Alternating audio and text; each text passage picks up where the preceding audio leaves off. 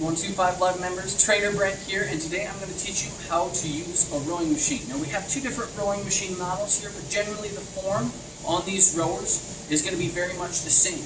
So starting off, you're going to adjust these pedals. You just pull it out of the pegs and you can wiggle it up and wiggle it down. Now I can tell that this is the right adjustment for me because if you can see, this little strap is over the widest part of the ball of my foot. So the ball of your foot right here, you want it over the widest part of the ball of your foot. To adjust these, to loosen it, you go ahead and give that a pull, and to tighten it, you grab the top end of this strap and just give it a tug.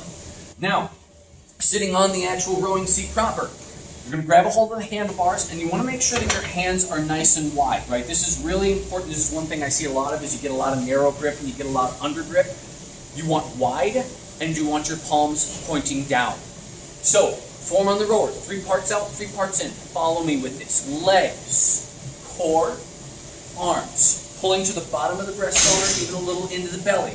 On the way back in, arms, core, legs. So again, that is legs, core, arms, core, legs. Think legs, core, arms, core, legs. If you want to practice nothing else, if you want to do nothing else, don't even pay attention to the console right away. Just practice the form. In and out. Legs, core, arms, core, legs.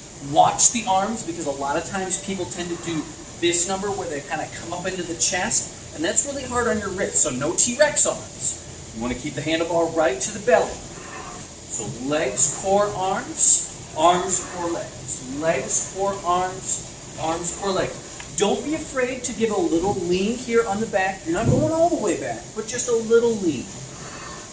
Pulling out and in. Out and in. Once you get comfortable with this, you have the console that has a couple different numbers. And I'll quickly run you through the most important ones. You have your time per 500 meters. Now that's your split time. This is a little bit more complicated, but basically how hard you pull and how fast you go are going to be the things that impact that number. Right next to it, you have your total distance in meters. Next to that, you have how much, a measurement of power in watts. So you think of a light bulb. If I could get it to 60 watts, I'd be able to power a 60-watt light bulb. Same thing, the harder you pull, the more watts you're going to generate. That's a measure of intensity. Down at the bottom, in the bottom left-hand corner, we have time, total time. Right next to it is your speed in strokes per minute, so the SPM, strokes per minute. Next to that, you have the total number of strokes, so how many strokes you've taken thus far. Next to that, you have your calories, and next to that, you have your level, which can be adjusted with this button here. Or, this one is super fancy. It's got some adjustments on the handlebar. There's a little plus button there. I can hit that, and I can add a resistance as well. So, good stuff, good stuff. And that is the basics of using a rower. Remember, always remember, legs, core, arms, core, legs. You keep that in mind, and keep practicing that, and pretty soon this will just become second nature. You won't even have to think about it.